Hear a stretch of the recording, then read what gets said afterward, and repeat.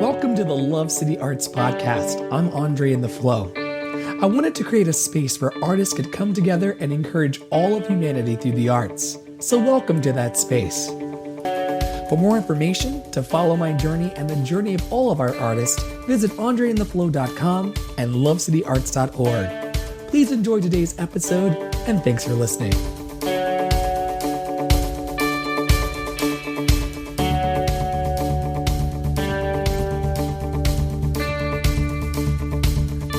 Hi there and hello everybody and welcome to the Love City Arts Podcast. This is Andre in the Flow, and today I'm joined by Chandler Smith.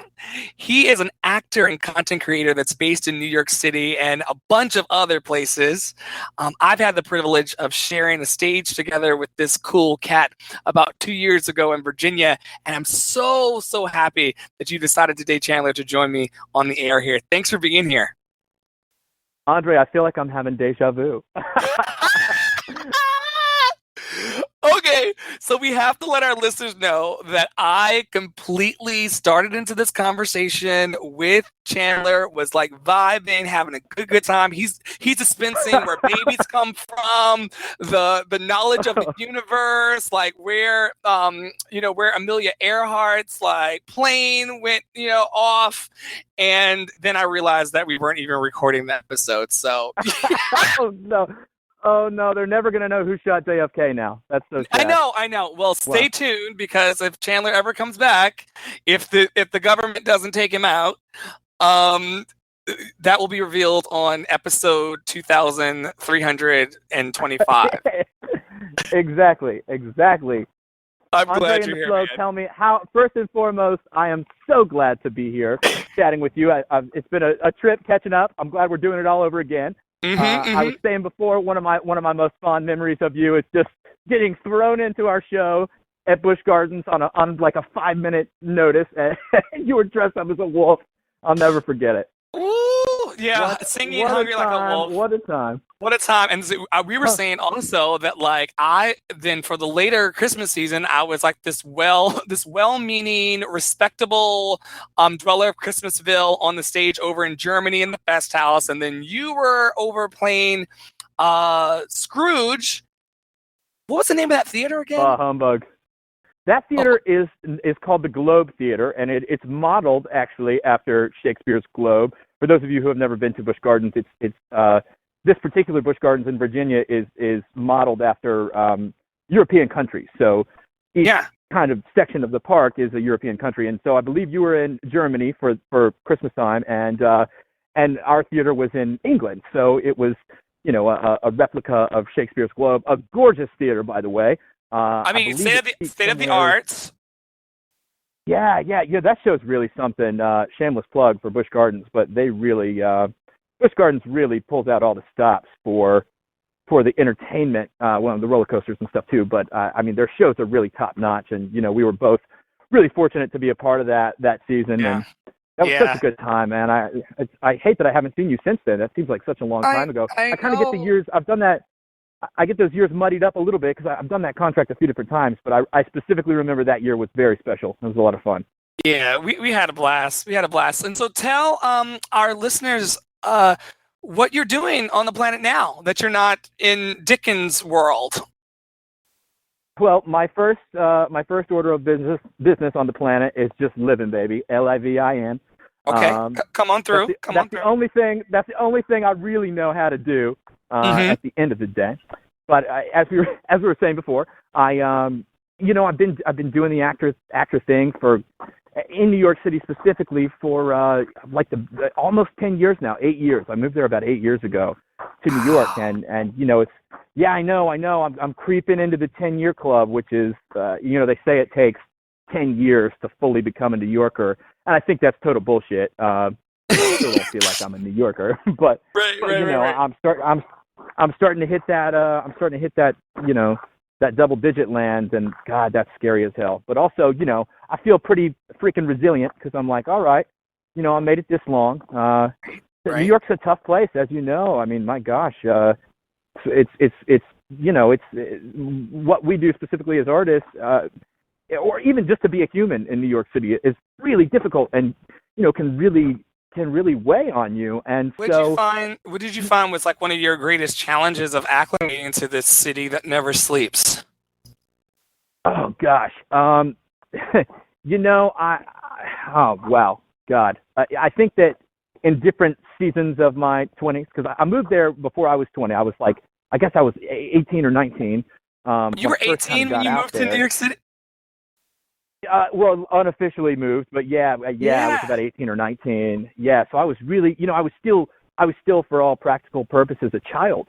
So I do think that I'm really fortunate to have spent kind of my formative years as an adult in New York, but that didn't come without its fair share of challenges. And I guess maybe the biggest thing for me was just at first the culture shock, because I come from a very, very rural area in the Southern Appalachian Mountains. And so, when I got to New York City at a young age, I just couldn't wrap my brain around it.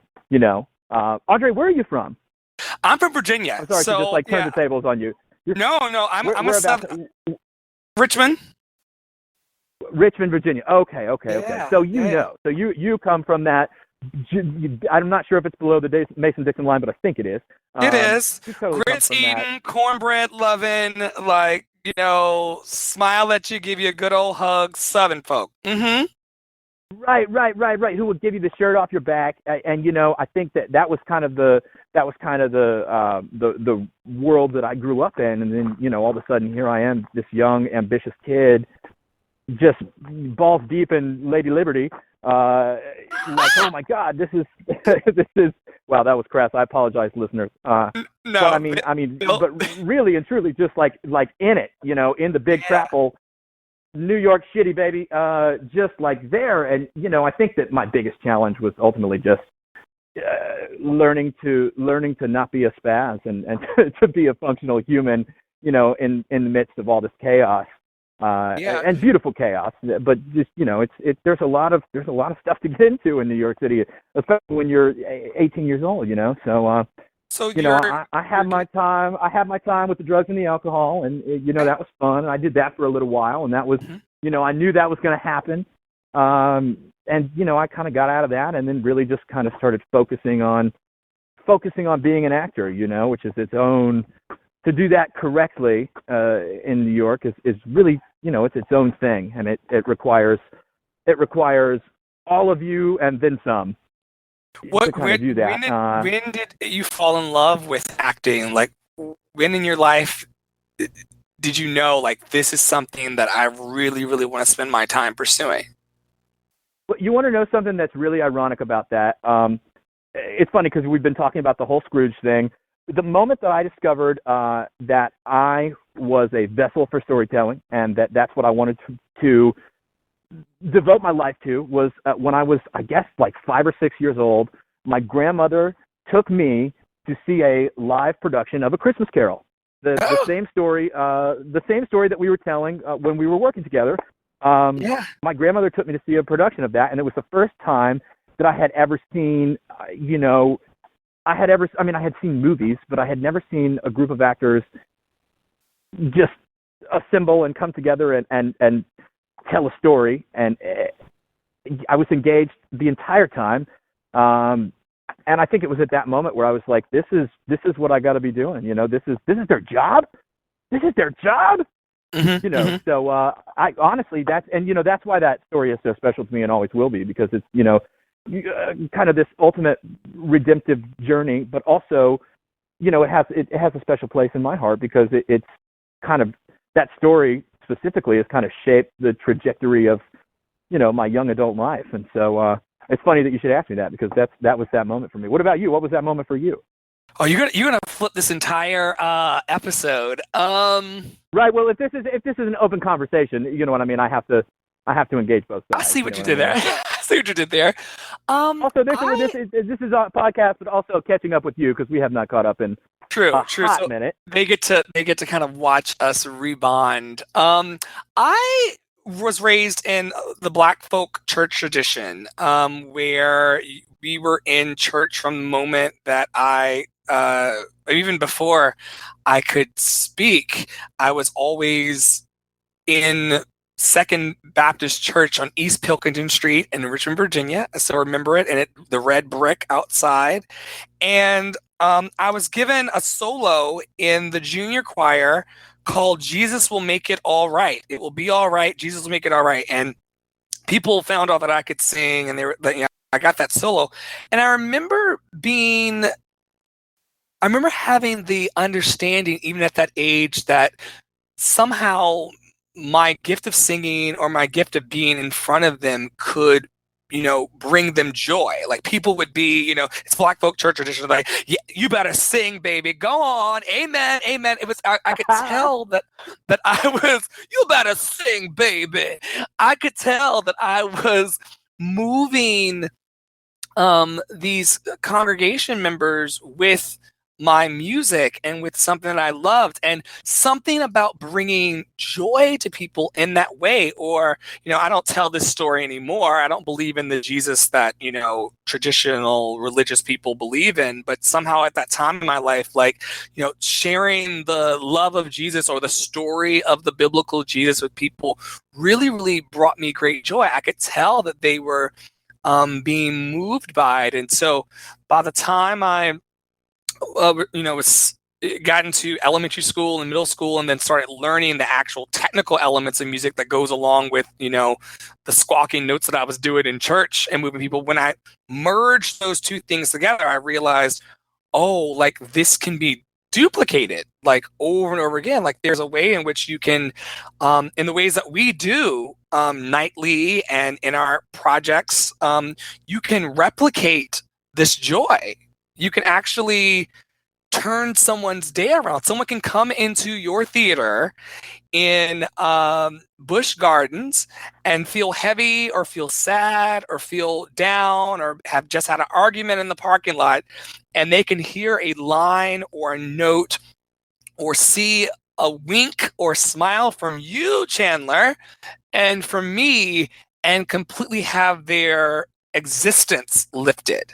And can be taken to these far off places. And, there's a concept in our art, which I'm sure you know about, called emotional contagion. In the same way that you can sneeze in a room and someone can catch a cold, which of course is a very graphic, thing. In the same ways that someone can catch that, we can transfer energy and light and love in that way. And you can sing that note. You can be that hunchback as you were at that Halloween show. And I mean, when people and when people would see your I think they're called slap takes in comedy. I don't know comedy like that, but they would see your punchlines and your moves and the way you delivered your lines, and like this theater of hundreds of people were along for the ride and laughing and taking deliberate joy and catching that you were contagious with joy. They were catching that from you. I mean, that's why we do this. And so if I had to, so I have to draw the lines back from. Go ahead. No, to piggyback on that, it's just like I remember telling myself specifically. I hate to keep bringing it back to the Scrooge thing, but when we were doing that show, I was like, if one little kid in the audience could have the same experience that I had sitting in that theater all those years ago, then this entire thing has come full circle and it has suddenly become worth it. You know what I mean? Yeah. I mean, oh, wow. It's a gift that keeps on giving. Well, and it's so interesting because, at a certain point, if you want to be in this business, you have to make that deliberate, conscious, choice to marry art and commerce. When it becomes your living, it really changes the way that you perceive the art, in my opinion. And, it's just so, one thing that I've really been struggling with lately is just the idea of, there's a reason that I do this, and it's not necessarily for the paycheck, Yeah. But I think we find ourselves in that interesting conundrum where, I hate to use the phrase singing for my supper, but it's so true. You know, it feels so like I'm pandering to this group of people, you know, just to get the paycheck, and that's not why I do it, you know. And I always have to self-check with that, you know, and just be like, wait a minute, this is really fucking cool that I get to do this. This is an honor and a privilege, and you know, this responsibility has been bestowed upon me by, you know, some sort of higher intelligence, and this is what I'm meant to do, and I always have to stay present in that, and really trust that, you know, it does make a difference, you know, that even if it's just one person, which it's not just one person. I mean, it's an entire room full of people who are willingly suspending their disbelief and allowing you to tell them the story. But, you know, there's always that one person that really needs it. You know, that one person that had that argument in the parking lot, or that had some shitty thing happen to them, and you know, they need to be uplifted in that way, whether it's music or theater or painting or, you know, whatever your medium is. It's just such a, you know, being an artist in any capacity is, as I'm learning as an adult, it's such a huge responsibility more than anything. It's, you know, you really, it's so easy to see people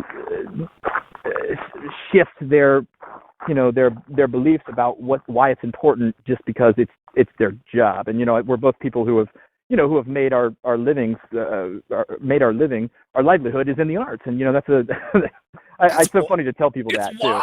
You know, I know, it's wild to think about.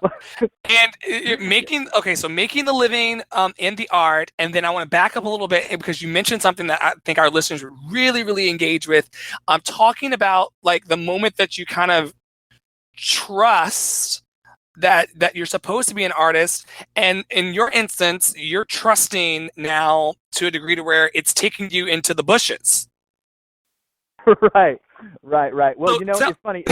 How'd you end up there?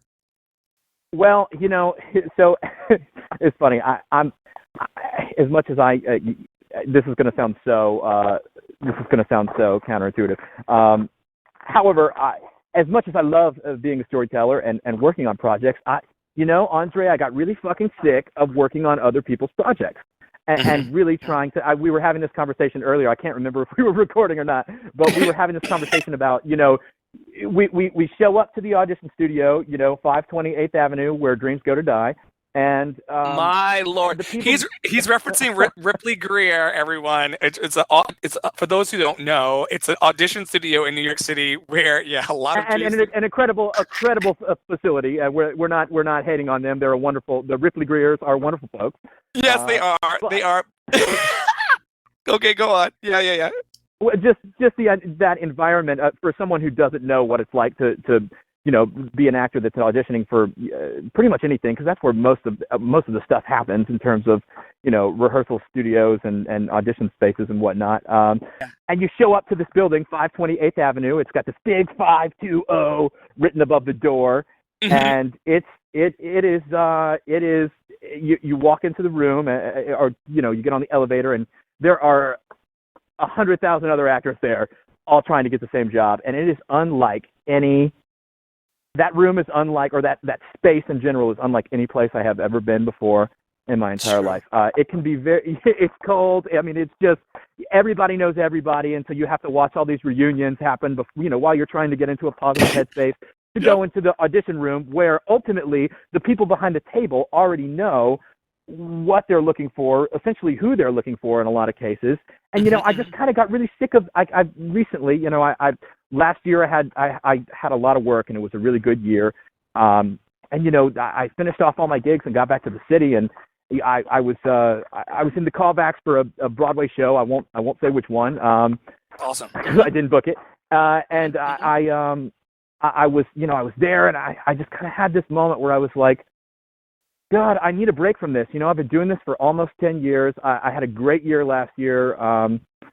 You know, I have this project that I've always wanted to do, and I don't have anything lined up until the summer. And so, you know, maybe now is the time for me to go live in the woods, which sounds like a crazy thing to do. But ultimately, let me backtrack a little bit. I've always had this idea for this reality docuseries about somebody, that somebody being me, who lives in a thriving metropolitan area, who wants to reconnect, you know, to our planet and to the Mother Earth, and specifically in my case, the region where I grew up and where my ancestors made a life for themselves. And so I'm in this really unique position where my grandfather has this piece of property here in North Carolina, and it's an old family farm.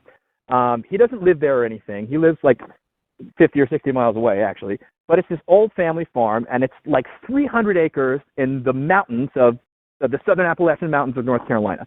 And so it's this huge piece of property. There's a cave there. 300? Yeah, actually a little more. It's an incredible piece of property. It's literally a huge mountain. So what's unique about this property is it's been in the family since the 1700s, when my ancestors settled there. And so, even more interestingly, all of my ancestors, grandparents, great-grandparents, great-great-grandparents, great-great-great-grandparents are all buried there. So It's this beautiful farm. Right. And so this totally unique family plot and piece of property that has been in my family for generations. And so my little brother and I, are the only grandkids. And so at some point, we're going to inherit that property. And so it's kind of one of those things where, while I still have my grandfather around, because he's, frankly, he's very old and he's not doing great. I'm sorry. While I have, no, it's okay. I mean, that's a part of life. And while I have him here, I really wanted to do this project, and essentially, without giving too much away, because it's still very much in development. Yeah. Don't spill all the beans. As we speak, making it. But essentially, the idea is, I've spent the last nearly 10 years living in arguably one of the busiest cities in the country, and so this is my opportunity to kind of unplug and reconnect to my roots and reconnect to the land where my ancestors, where they cried, where they sweated, where they bled, and the history behind this place is really fucking fascinating. So essentially what I'm doing is I'm going in the middle of the woods. It's very, very isolated. So it's, miles and miles and miles away from anybody or anything. So what I do is, at first, because I've been in the city for 10 years, man, so I'm a bit of I've kind of lost my finesse in terms of being in a wilderness survival situation. So what I've been doing is I've been going out for 4 days at a time. And two of the times that I've gone out, I've done this 3 different times now. 2 of the times that I've gone out, I've had people with me, and one of those 4-day stints I did not. And all of this is leading up to what will ideally be a 45-day, completely silent, almost isolation exercise in which, I go up there in the middle of the woods and fend for myself for 45 days and don't have any interaction or communication with anybody.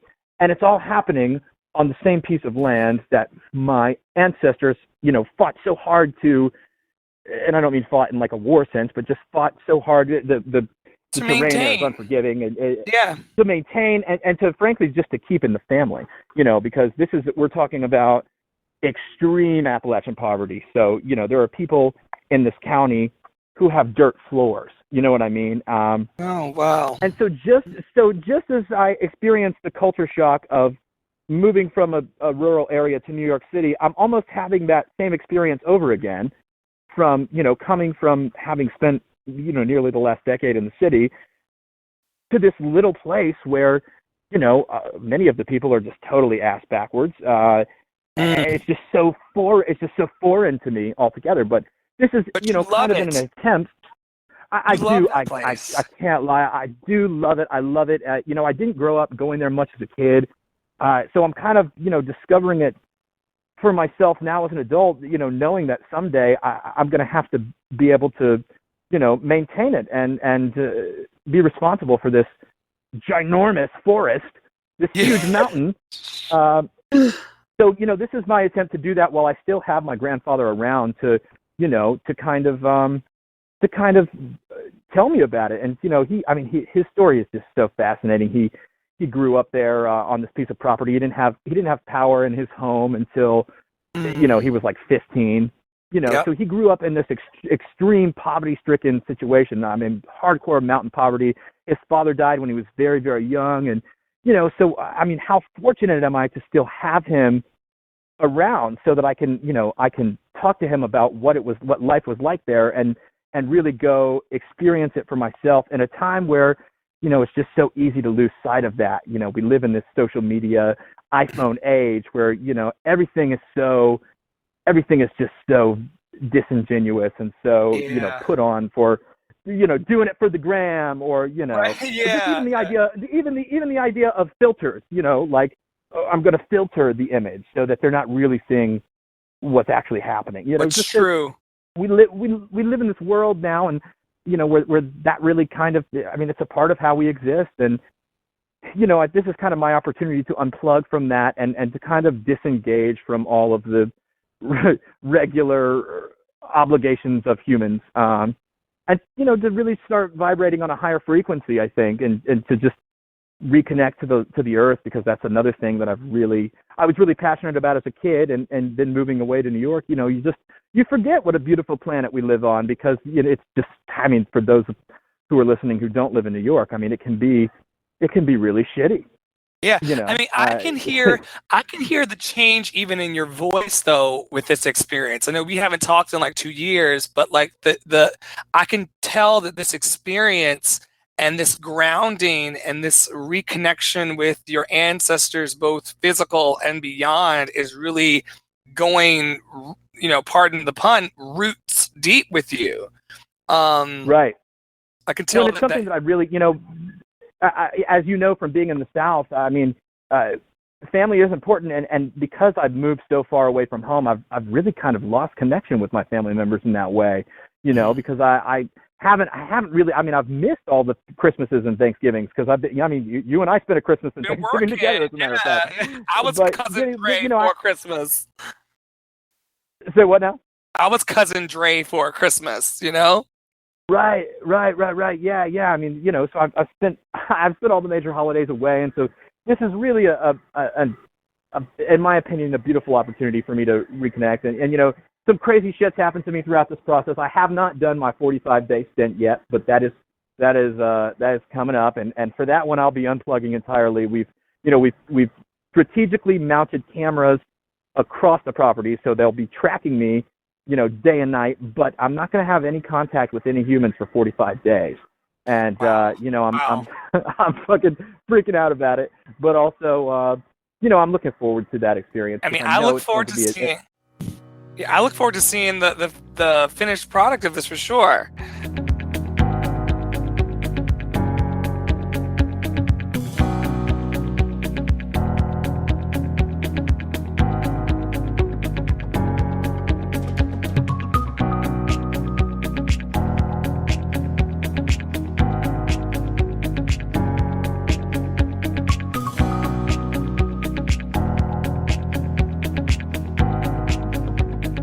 Tell me about your grandfather. What's like the greatest lesson that you've learned from him so far?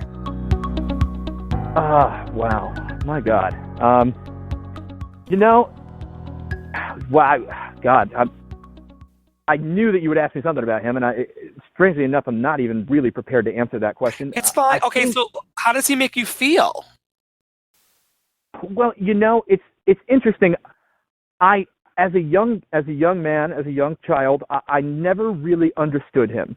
I think that he's been just as lovely as he could be to my brother and I. He's we were his only grandkids, so we've spent a lot of time around him. But there were always things that he would do when I was a kid that I could just never wrap my brain around. Just ways that he would react to things, and just the way that he was, I could never quite figure it out when I was a little kid. And now that I'm older, I'm realizing, like, wow, this man has fought for everything that he has, and he's overcome. He had everything working against him, absolutely everything working against him. He was in a tremendously poverty-stricken upbringing, and he got himself out of that, and he said, you know what? I'm going to provide a better life for my family. And he studied really hard, which I was a fucking terrible student. Okay. Which is where we are totally, where we totally don't align. But he studied really hard and went away and got his master's degree and became an engineer, and and did really well for himself, and was able to hold on to his piece of property out there, which so many of those people weren't able to, because of gentrification happens in the mountains too, and it's happening there at a really alarming rate. I didn't think about that. Right. You're saying that that if affluent white people are coming in and then taking over the property and things? That's exactly what I mean. Yeah, it's happening on an even larger level, in my opinion, than it's happening in New York, just because of the economization of space in this area. So there's so much space there, but what's happening is, just like you said, the rich white yuppie assholes are moving in, and they're essentially forcing these indigenous mountain people out of their homesteads, out of their homes and their family plots. And my grandfather has fought that tooth and nail. To go where? Where are they trying to send these? Where are they trying to send these people? Well, just like the people in New York, they don't care. You know what I mean? These big real estate developers are coming in, and Andre, I mean, this part of the country is just so gorgeous. It's just untouched. It's like God's thumbprint, just totally the way that it would have been. Some of the oldest mountains in the world, the Southern Appalachian Mountains, by the way. And now these real estate companies are coming in to develop and make these huge $1 million. In fact, there's a $1 million home, on the next lot over, and it's just like, it's just so, it makes me just feel so sad. But backtracking to that question about the most valuable lesson that he's taught me, I don't know at this point in my life, and I think because I'm dealing with him every day, I'd have to actually take a step back, because nobody's ever asked me that. I'd have to take a step back and really think about that one. It seems like he's taught you a bunch by the virtue of the living of his life, like his ability to overcome, his ability to come back. I mean, maybe he didn't say anything or give you like a specific lesson, but sometimes a well-lived life is the lesson in and of itself, Right. And it's interesting how we learn those lessons on our own time, because I never stopped it. When I was a little kid, I just didn't ever think about what his life was like when he was my age, or what he would have gone through, because I grew up in I had running water. I didn't have dirt floors. That wasn't the case for him, and I didn't think about that when I was young, and it's only recently that I've really wanted to hear more. And so what's really awesome, first and foremost, about this project for me is that it's an opportunity for me to put him on camera and to preserve those lessons. So he's given me so much, because I know he's got so much to say, and I know I'll just kick myself in the balls if I don't document that somehow. So that I would be lying if I said that was not that was kind of a selfish incentive for me to do this project, is to really capture him and to preserve him and his essence, legacy. And on something, the thing, because I don't have much experience in the land of like film or television production, other than a few tiny gigs here and there. I've predominantly been on the stage, and so there is a learning curve here. But movies and film, that's something that lasts forever. When we do a play, all that you really have from it are pictures, or the memories that you share, like we've been talking about tonight. Yeah. With something like this, it will be a tangible thing. It will where he exists, physically on the screen, and I'll always have that, and that's amazing. That was really important to me, because as I told you, it's just my brother and I who are going to have to care for this, property, and I live thousands of miles away, so wow. So can you tell that ultimately? I'm sorry. Go ahead. Go ahead. No. What were you saying? I'm sorry. I was going to ask you, you told me about your grandfather's comeback story from off of the dirt floors into being an engineer, and then having this land and preserving this land.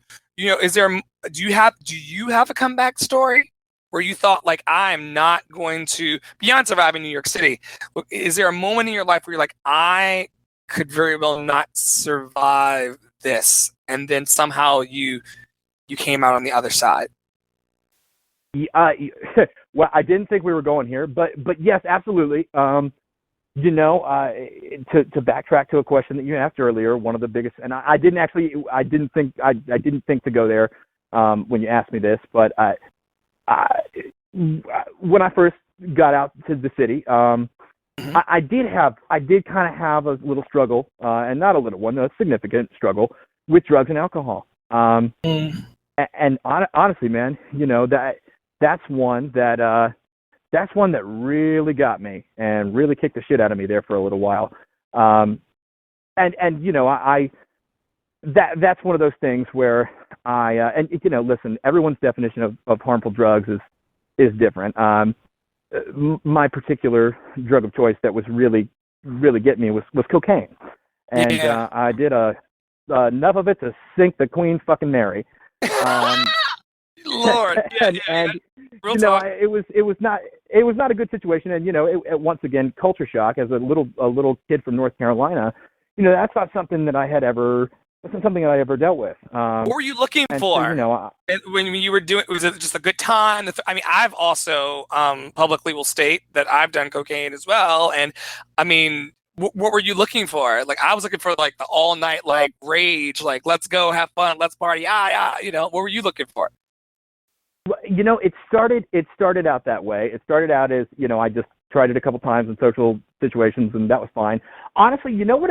Interestingly enough, for me, I was so impressed and shocked by how many other people and notable people that I was able to do it with.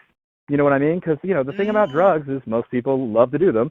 And Yes. so, you know, it was kind of one of those things where I was, you know, at that time I was in an off-Broadway show, and it had been running for like a year and a half.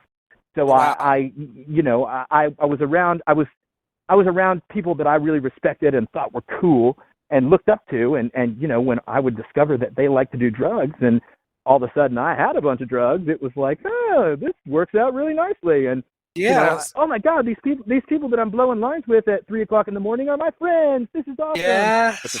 But the thing about the drug, the drug of cocaine, is that it that's not actually the case. You know, I think I had that realization that, okay, well, if I'm doing drugs for these people, it doesn't necessarily make them my friends. You know what I mean? Yeah, you do. You come out of the fog where you're like, oh wait, like this isn't as real as I thought it was. It's all right. Well, it's and all you know, it's pasted together by the actual. It's cocaine paste that is literally holding it all together. Right. Yeah, Elmer's cocaine glue. Yes. And the thing about it, God, don't sue me, Elmer's. The thing about it, though, you know, the thing about doing cocaine is it always leads to more cocaine. So it was like I was draining my draining my bank account. I was doing these voiceover gigs too at the time. So I had a little bit of money coming in, and you know, I was just spending it all on that. And oh my God, if I had a tally of the amount of hard-earned dollars that I spent on that drug. Right. Jesus Christ, man. I mean, it really kicked me in the fucking balls. And so I think that's and you know, that's something that I'm not afraid to talk about publicly, only because it's something that is very important to me. How did you dig out? How did you liberate yourself? Or like, was it, for me, it was rehab and a bunch of different, you know, steps in several programs. I mean, not just a 12-step, but like a 22.5-step program to kind of get me out to this place of like self-love and acceptance and kind of recalibrate what real relationships was like. How did you get yourself up and out? I mean, you know, I did seek counseling, and secretly, I mean, you know, I've told my friends and loved ones, you know, they know about it now, and some of them were seeing me through it in that time as well. But yeah, I had to get help, because it's okay to get help, you know, and I was so young that I just didn't understand what was happening, and you know, how did I get myself to this place? And you know, that was like probably one of the most vulnerable times of my life too, just in that I had to ask for help, which is not something that I'm you know, as a mountain kid, you know, I'm prideful as hell. I'm also a Leo, you know, so that was not something that I was ever like really about, was asking people for help. But you know, that was one of those times where I had to, and I'm glad that I did, because I really don't know what would have happened to me. And so now, obviously, I don't do cocaine. I don't drink. Like in 2017, I've drank 2 different times, or I guess it's 2018 now. 2 different times. It's just I stay away from the drugs. I do love to smoke pot, and I will not apologize about that. You should not, Which and neither will sounds a I. little counterproductive. It sounds Neither a little will I. counterproductive. No, right, no. but it's just There's a difference. It's so easy to fall into those. Oh my God, there's absolutely a difference. And what's so, don't even get me started about that. But it's just that's such a fucking double standard. People think that it's worse than drinking. I mean, alcohol was another thing that really just. And that's one I've learned how to manage. I really don't have any desire to drink much anymore. But the fact that people vilify cannabis use is just absurd to me. But not my battle to fight. I'm going to keep doing what I'm doing, baby. You better live. You better live. Right. But I think that's definitely my dig myself out moment, and that's one of those things that I feel so strongly about that drug specifically. I had no way of knowing, but it comes up in our industry. It really people love to do yes. Oh, it's readily available. Look, I'm telling you, it wasn't until there's a gay bar in the city called the Ritz, and it wasn't until the Ritz, Hell's Kitchen. Yeah, it wasn't until I saw security leave and hug each other goodbye, and the gates come down and the sun come up. It wasn't until I was sitting on the porch across from that bar, like higher than Jesus, that I realized. On 46th Street, Restaurant Row. I said I may need to reevaluate some of my decisions about the things that I inhale. And we all have those moments when, and I've never done that on any other kind of, drug, but it was that kind of, right. Well, and I lived in Hell's Kitchen at that time. So it's funny because I have distinct memories of, right above the Ritz, there is a bar called, I think it's called Bet Bar, but it's known as Hourglass Tavern. It's literally right above it's actually, I think, above the House of Brews there on 46th Street. So I have so many memories of coming out of that bar at night, and the whole crowd from the Ritz is taking over the whole fucking 46th Street block, and everyone's fucked up on drugs. That's right. It's just like a Tuesday night.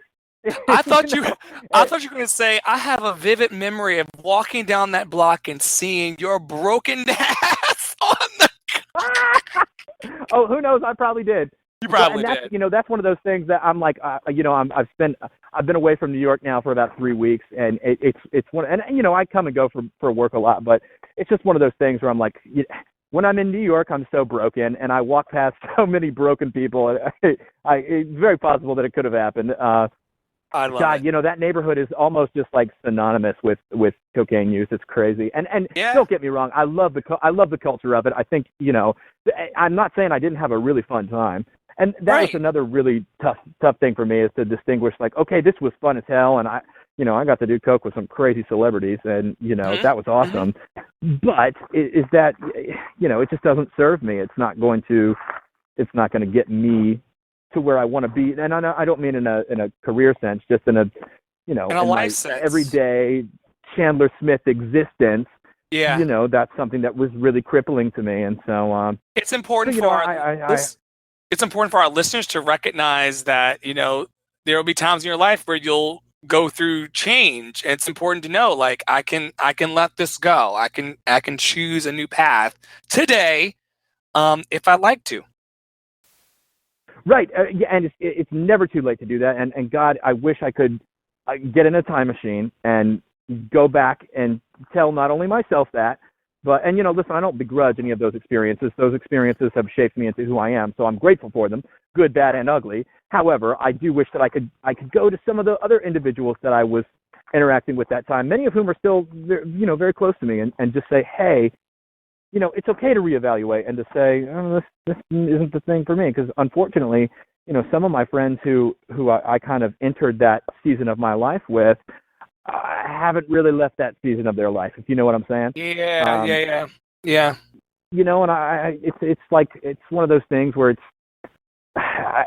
just so tough. And I know the temptation to do cocaine, specifically cocaine, whatever drug it is for, that cripples you. But that was what it was for me. It's just, it's just one of those things that it's okay to not do it. So instead of Nobody's gonna cocaine, think any less of you. of course.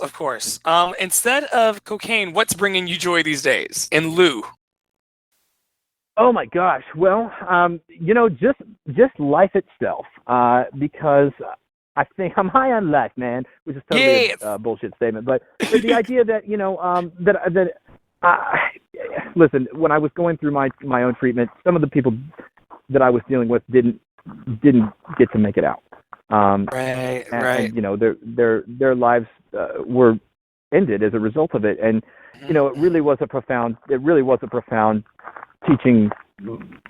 not teaching moment, but a learning experience rather for me, and just in that, wow, I take such satisfaction in knowing that I'm not dependent on anything, substance or otherwise nowadays to live my life. You're just drinking in life and just letting your experiences unfold exactly like they're supposed to.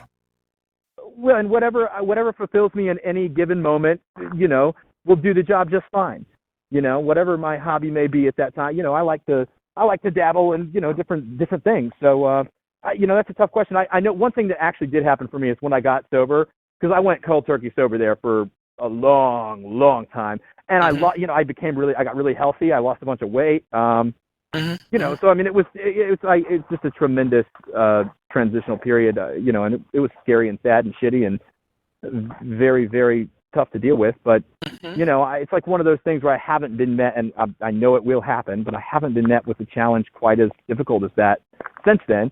So I'm really kind of just enjoying riding that out. That's been, I guess, about 3 or 4 years. I guess about 4 years now, cocaine free, which is, I mean, Jesus. Let's be thankful. Let's be thankful. Yeah, exactly.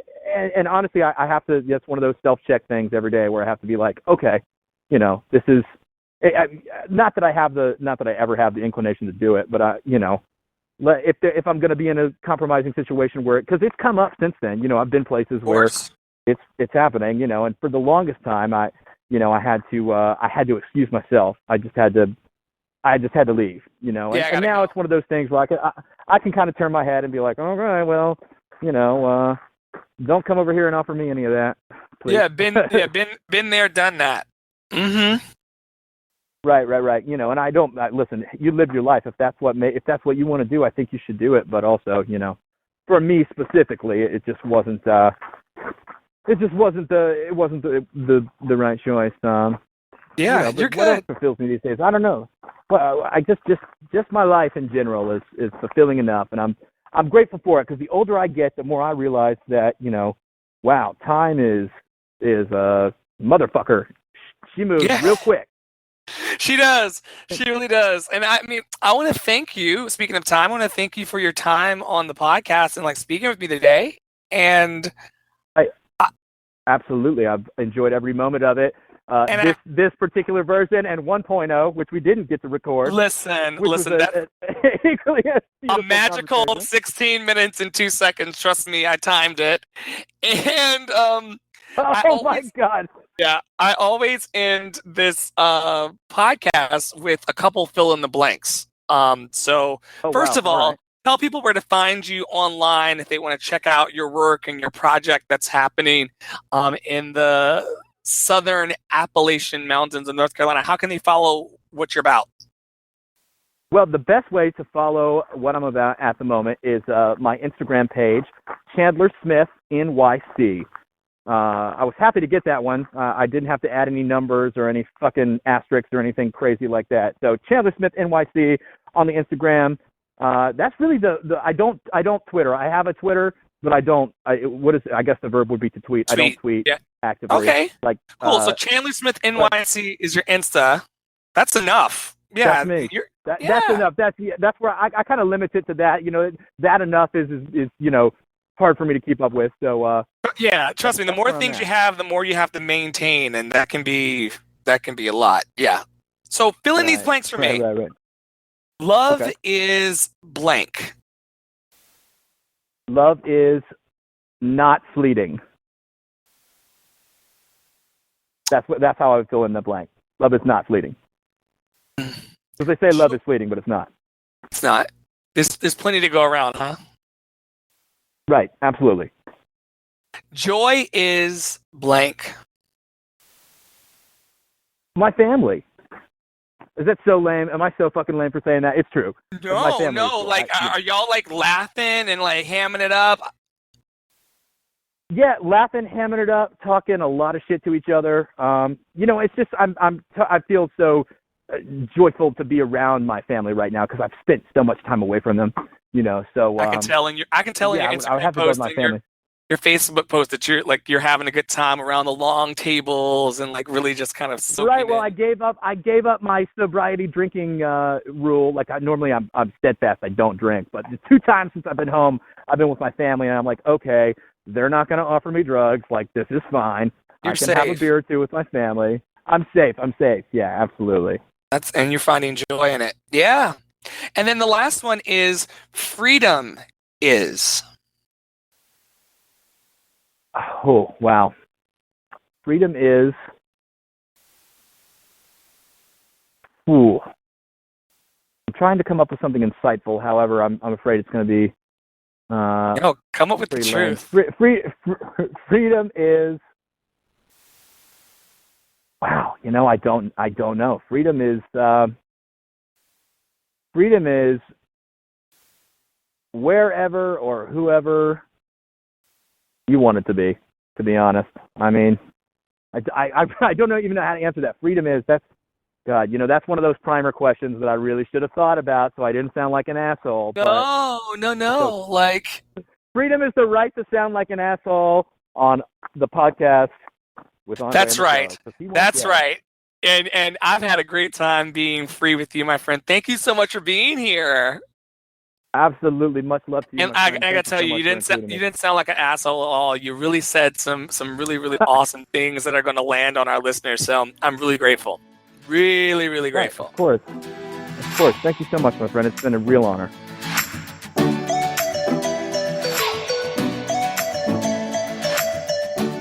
If you enjoyed today's podcast, I want to invite you to like, share, comment, and tweet about this episode.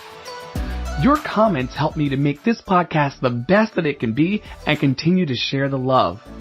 Don't forget to pass this episode on to someone that you may know that might need an extra pick-me-up as well. Also, feel free to visit lovecityarts.org. We've got more episodes, monthly giveaways, upcoming in-person events, uplifting blogs, and a book club on the way. Love City exists to uplift artists, the ones that love them, and the inner creative genius in us all. Thanks so much for listening, and stay tuned for another uplifting episode from the Love City Arts Podcast.